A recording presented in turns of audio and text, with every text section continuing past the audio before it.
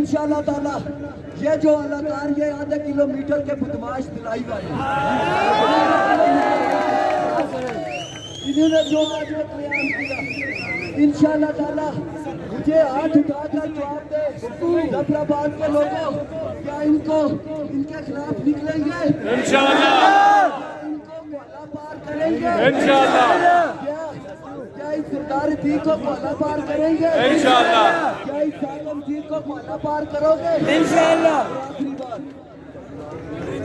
इस साको मुजीब को मैं बताना चाहता हूँ, मैं इस स्टेज से ये बताना चाहता हूँ उसको कि खाबरा की धरती अब तुम्हारे लिए तंग है। इंशाल्लाह इंशाल्लाह ना तुम्हें जलसा करने देंगे ना तुम्हें इलेक्शन लड़ने देंगे। अगर हमारे भाइयों के खून का जो हिसाब न दिया गया तो इंशाल्लाह ताला हम इसको दरिया वाला पार करके हम दम लेंगे।